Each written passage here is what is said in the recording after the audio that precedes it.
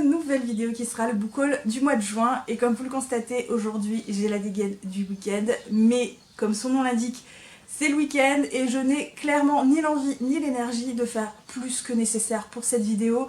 Sans compter que aujourd'hui il fait quand même assez chaud et qu'évidemment la moindre activité et je cuis lentement à l'étouffer. Donc évidemment ce sera le minimum syndical pour cette vidéo.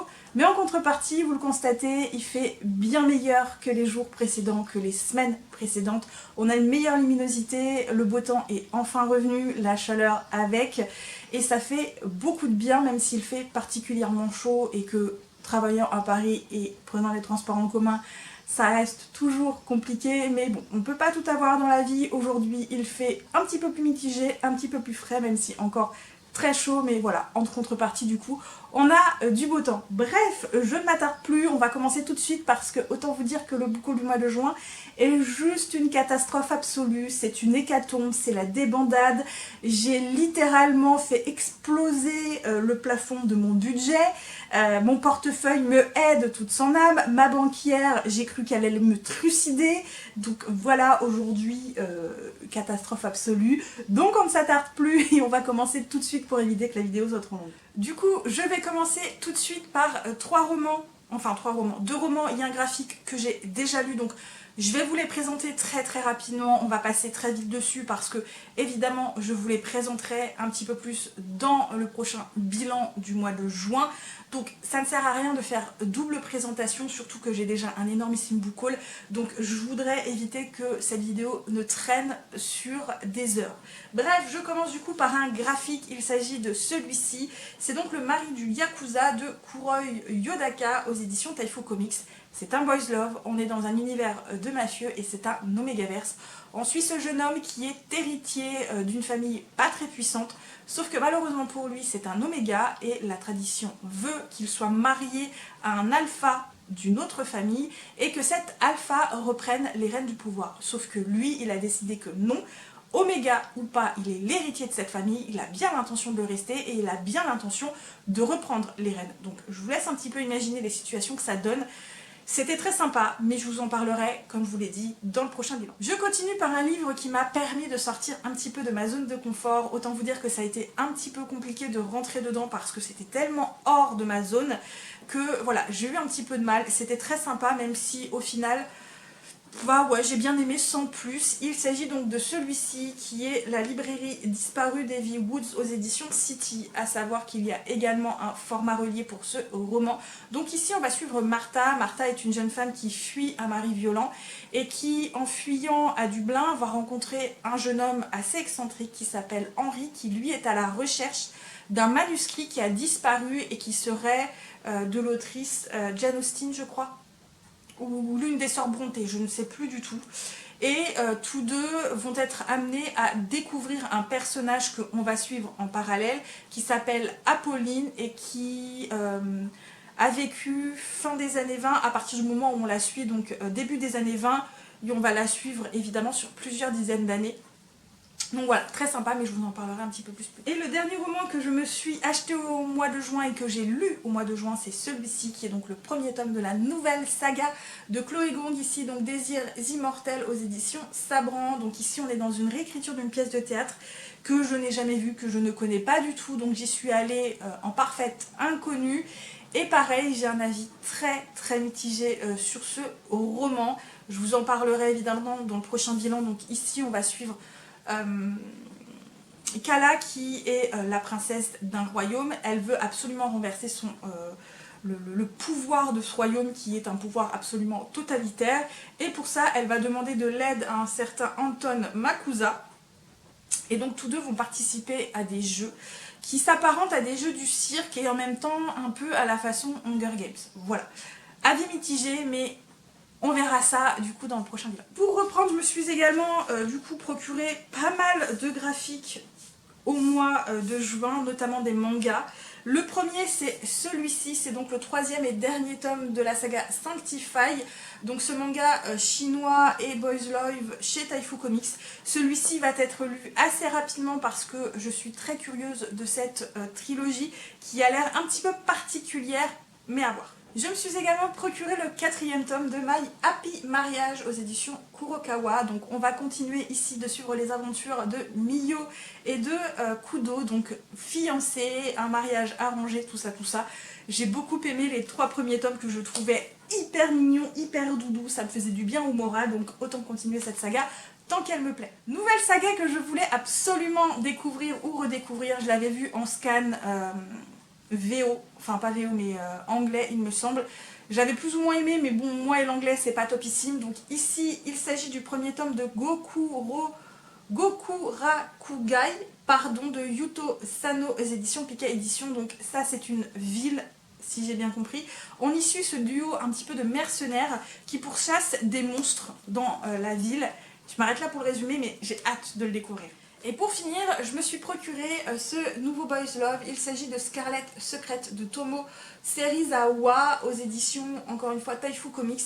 Celui-ci me faisait envie depuis un certain temps, mais il s'avère que la maison d'édition n'a plus les droits, donc il continue de vendre jusqu'à épuisement du stock. Donc je me suis dit que c'était le moment ou jamais pour me le procurer. On va suivre 2 amis d'enfance qui vont être séparés par des adultes par rapport à une cérémonie, si j'ai bien compris. Et les années vont passer et ils vont se retrouver, sauf que évidemment les choses ont changé pour tous les deux. J'en sais pas plus, j'en ai entendu que du bien, donc à voir. Je continue par 2 romans jeunesse, voire très jeunesse. Alors je ne lis pas de jeunesse, vous êtes au courant, c'est pas mon délire la jeunesse. Sauf que ma filleule et sa sœur ont très récemment appris toutes les deux que j'avais une chaîne Booktube et que du coup elles m'ont dit Émilie, tu peux nous lire les livres et nous les présenter? Est-ce que je pouvais leur dire non? Évidemment que non, donc j'ai dit oui, je les ai pas encore lus, mais voilà, elles m'ont choisi chacun un livre que je dois lire et donc présenter en vidéo. Le premier c'est celui-ci qui donc m'a été prêté par ma filleule, donc Emma. Il s'agit du premier tome des souvenirs de Ferdinand Taupe, donc Mémoire de la forêt de Michael Brun Arnaud aux éditions de l'école des loisirs. Est-ce que j'ai besoin de vous parler du résumé? Il est passé absolument partout sur les réseaux sociaux. On y suit une taupe qui a perdu la mémoire et qui essaye de retrouver un livre où il avait écrit ses souvenirs avec l'aide d'un renard qui tient une bibliothèque, si je me souviens bien. Donc voilà, j'en sais pas plus. Et sa sœur, du coup, Léa, m'a elle prêté Frankie Quel Cinéma de Marie Chartres et c'est aux éditions, encore une fois, l'école des loisirs. Donc ici on va suivre une petite fille, je crois, qui va suivre sa tante dans un tournage, mais j'en sais pas plus que ça, j'ai pas vraiment le résumé, c'est pareil à voir. En occasion je me suis trouvé 2 livres qui me faisaient envie depuis super longtemps et donc là évidemment j'ai craqué. Le premier c'est Soleil Vert de Harry Harrison aux éditions J'ai lu, donc c'est un roman des années 60 où on parle de réchauffement climatique, de montée des eaux, donc qui était évidemment à l'époque très finalement précurseur de ce qui se passe aujourd'hui. Et on y suit notamment un jeune homme qui est flic, qui s'appelle Andy et qui voilà, vit sa vie un petit peu désabusée, mais j'en en sais absolument pas plus. Il était à 5 €, donc je me suis dit que ça valait vraiment la peine. Et un roman qui me faisait également très envie et que là j'ai trouvé pour 1 €, il s'agit donc de Druide d'Olivier Perru, encore une fois aux éditions J'ai lu. Donc on va suivre un homme qui est un druide et qui va être amené à enquêter sur des morts très violentes avec ses 2 apprentis. J'en sais pas plus, mais autant vous dire que c'est écrit tout petit sur des pages extrêmement fines avec peu de marge au final, donc à mon avis il y a de quoi faire, mais il me faisait envie et il était à 1 €, donc là j'ai craqué. Au mois de juin, j'ai craqué pour pratiquement toute la saga complète de Thrakmor, puisque je me suis rendu compte que ça commençait à être compliqué d'obtenir certains tomes. Le 3e tome n'est pratiquement plus trouvable, d'ailleurs je l'ai trouvé en occasion et il y en avait très peu d'exemplaires et du coup je me suis dit tant qu'à faire je vais prendre toute la saga. Il me manque que le dernier tome et je me pose la question, est-ce que le dernier tome est finalement sorti ou pas? Je n'en sais rien. Si je le trouve pas, c'est pas grave, je le prendrai en format électronique. Donc ici pour rappel, on suit un jeune homme qui est de la famille de je ne sais plus qui, des Thrakmor, je ne sais pas si c'est le nom de sa famille, Owen Trackmore, voilà, qui vit dans un empire contrôlé par une reine despotique, hein, ne nous mentons pas, qui lui est loin de la politique, qui veut vivre sa vie tranquille ou bilou, sauf que la reine a décidé qu'il fallait qu'il crève, et à partir de là, ça va être une fuite en avant, il va rencontrer tout un tas de personnages. C'est de la science-fiction, mais c'était absolument génialissime, c'est de Simon R. Green. Du coup, je me suis procuré le tome 3, puisque j'ai déjà le tome 2, donc ici, La Guerre. Je me suis également procuré le tome 4, donc L'Honneur. Je me suis également procuré le tome 5, ici, donc La Destinée. Le tome 6 avec L'Héritage et le tome 7 avec Le Retour. Donc il me manque plus que le tome 8 et j'aurai la saga absolument complète. Sachant que là, pour le coup, comme j'ai bien décidé de lire la saga complète, puisque du Simon R. Green, j'en ai déjà lu pas mal et c'est un auteur que j'apprécie beaucoup, même si c'est plus forcément récent, ces sagas, voilà, c'est un auteur que j'apprécie beaucoup. Bref, du coup, continuons, parce que ça commence à être un petit peu long, hein, cette vidéo. Je continue par le tome 2 du programme Arlo, donc ici, Insubordination de Louise Carré aux éditions de La Talente. J'ai beaucoup aimé le premier tome, donc évidemment il me fallait le deuxième tome. Je pense que je vais le lire assez vite parce que j'ai trop hâte de voir cette suite, de lire cette suite, de quoi il en retourne, qu'est-ce qui va se passer, parce que à la fin du tome 1, voilà, il y a des choses qui se passent, on se dit ça a l'air chaud patate pour la suite. Un roman qui me faisait envie du feu de Dieu. J'ai craqué, mais c'était pas prévu pour tout de suite, mais honnêtement, j'avais tellement envie de le lire, donc celui-ci va être lu au mois de juillet, je pense, en tout cas il va pas tarder. Il s'agit de celui-ci qui est donc Code Ardent, de Marge Nantel aux éditions Nemos, et croyez-moi, c'est un gros bébé, ça paraît pas comme ça, mais c'est écrit tout petit, sur des marges toutes fines, voilà, mais il a l'air du feu de Dieu. Donc ici, on est dans un univers post-apocalyptique, je vous l'ai résumé, je pense que ça vous parlera mieux. Dans un futur proche, notre civilisation n'est plus que l'ombre d'elle-même. De la technologie ne subsistent que des vestiges précieusement conservés par des villes fortes surprotégées. Quand la forteresse d'Albi tombe, une équipe de convoyeurs recueille l'unique survivant. Un garçon étrange, super entraîné, sans aucune conscience de lui-même, censé retrouver le mystérieux prieur qui cristallise toutes les convoitises de cette partie du monde. Alors le résumé, je me suis dit c'est bon, c'est pour moi, voilà, et du coup j'ai craqué. Il a l'air mais tellement génial, j'en ai entendu que du bien pour tout vous avouer. Celui-ci, je vous avoue qu'il était absolument pas prévu au programme, je l'ai vu passer nulle part sur les réseaux, j'en ai entendu parler absolument nulle part, mais quand j'ai lu le résumé, ça m'a fait un petit peu penser à La Gloire à tout prix, qui est un roman que j'avais beaucoup aimé. Il s'agit donc du premier tome de la saga des mondes dévastés, donc ici Les Astres Ravagés de Megan Okofi aux éditions Brajlon. Le livre est absolument bigasse aussi, donc ici on est dans un univers de science-fiction, space opéra, si j'ai bien suivi. On y suit donc une jeune femme qui s'appelle Neira Sharp, qui est une révolutionnaire. Elle a juré de détruire la dynastie des Mercator, qui en gros détruisent les dernières planètes habitables par leur surexploitation donc des ressources naturelles là-bas, et elle va donc entrer dans le vaisseau de l'héritier de la famille Mercator et pour le détruire, sauf que par un mauvais coup de chance, on va dire un mauvais coup du sort, ils vont se retrouver sur une planète perdue au milieu de nulle part, le vaisseau voilà, détruit, et vont devoir travailler ensemble pour essayer de s'en sortir. Et tous deux vont se rendre compte que bien il y a des choses bien plus graves et que voilà, je crois que c'est complot politique, jeu de pouvoir, tout ça, donc il me faisait quand même pas mal envie. Je continue par les formats reliés parce que je me suis quand même procuré pas mal de formats reliés au mois de juin, et encore je me suis contenue, je me suis pas procuré tout ce qui me faisait envie au mois de juin, hein. On va essayer de se raisonner un petit peu, et le premier que je vous présente, que j'ai d'ailleurs enlevé de son blister parce qu'il va être lu très prochainement, il s'agit du premier tome de la saga de Un thé avant la tempête de Hafsa Faisal aux éditions donc, de Saxus. Je l'ai pris en format relié parce que je trouve le jaspage trop joli, je trouve le relié en lui-même évidemment trop joli, donc il me fallait en format relié celui-ci, c'était obligé. Et ici on va suivre donc Artie qui a un salon de thé qui se transforme en espèce de pub, je crois, la nuit pour vampires, et en gros elle est un petit peu une criminelle, une voleuse, je sais plus trop, elle travaille avec toute une équipe.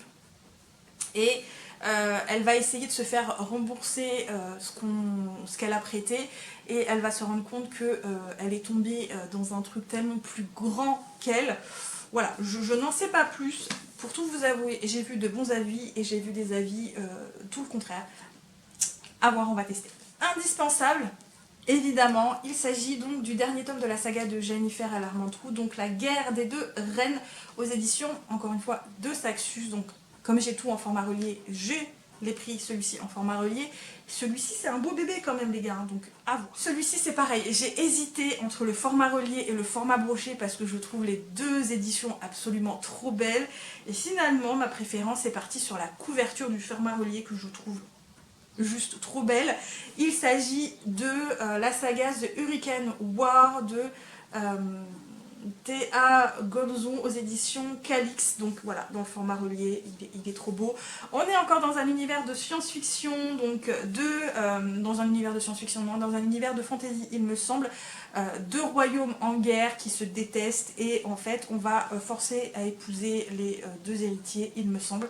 J'en sais pas plus, mais j'en ai entendu que du bien, et c'est pareil, il me fait envie du feu de Dieu, c'est absolument horrible. Celui-ci, autant vous dire qu'il y a une histoire de dingue dessus. C'est un roman que j'avais précommandé dès le jour où on pouvait le précommander. Je l'avais précommandé avec un autre livre, donc qui était le manga que je vous ai présenté, Ikagar, j'ai oublié le nom. Le premier tome d'un manga, mais ils sortaient pas tous les deux en même temps. Donc je m'étais dit, je demande une livraison en même temps, je vais pas faire deux livraisons différentes, ça sert à rien, c'est ridicule. Et du coup, au moment où je devais être livrée, on m'a annulé la précommande du roman. Sauf que le roman était sorti déjà depuis 1 semaine et demie. Autant vous dire que j'en ai eu gros sur la patate parce que c'est vraiment des collectors pour le coup, et je me suis dit mais où je vais le trouver, parce que les librairies où j'allais, ils sont partis mais à une vitesse folle. Je vais jamais réussir à le retrouver, j'étais tellement dégoûtée. Finalement, je l'ai trouvé dans une autre librairie où il en restait 2 exemplaires et je l'ai cherché, les gars. Je l'ai cherché pour tout vous dire. Donc, j'ai réussi à l'obtenir, je suis très très contente. Il s'agit du second tome de la saga Force Wing, donc ici, Aroin Flame de Rebecca Yarros aux éditions Hugo Roman. Donc celui-ci, il va pas être lu tout de suite, je pense que je vais lire le tome 1 pendant mes congés d'été et je vais peut-être enchaîner avec le tome 2 également. J'ai trop de livres qui me font envie, c'est trop compliqué de choisir et il faut que je priorise un petit peu. Le tome 3 n'est pas prévu pour tout de suite, donc je vais avoir le temps de lire le tome 1 et 2 pendant mes congés d'été. Donc voilà, on verra bien. Mais ça y est, j'ai réussi à l'obtenir, donc je suis joie et bonheur. Autant vous dire que ça a été compliqué au mois de juin avec ce livre, mais voilà. Je me suis également procuré le premier intégral de Death 200, donc de Hayley Turner, donc un paquet d'os et d'or et toutes les âmes aux alentours, donc voilà, chez les éditions Bookmark. Vous le savez, c'est une saga que j'ai terminée l'année dernière mais que j'ai adoré du feu de Dieu. Donc quand j'ai appris qu'il y avait un collector, voilà, il me le fallait absolument. Donc on a ici Patrick et derrière on a justement Patrick et ses nouveaux potes et son futur petit copain. Voilà. Et il faut que je vous montre parce que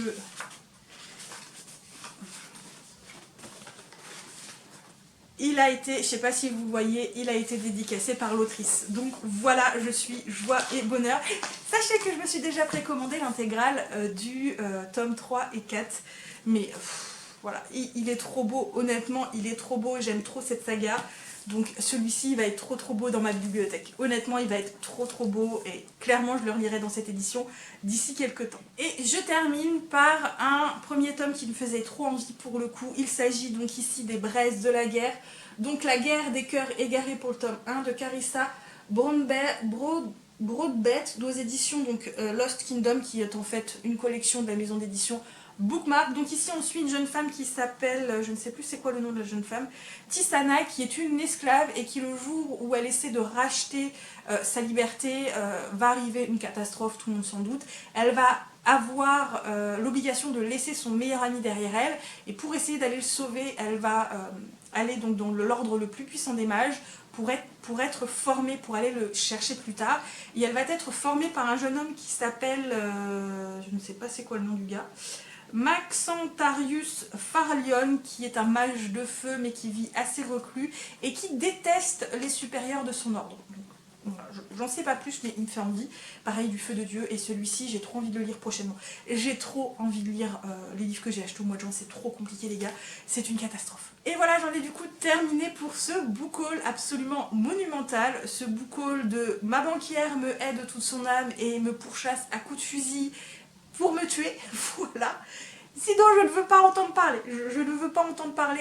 Rien, aucun commentaire sur ce book haul de la débandade, sur ce book haul catastrophique, sur ce book haul explosion de budget. Hein, d'accord, je ne veux rien entendre. Je le sais, voilà, que j'ai fait une connerie, mais que voulez-vous?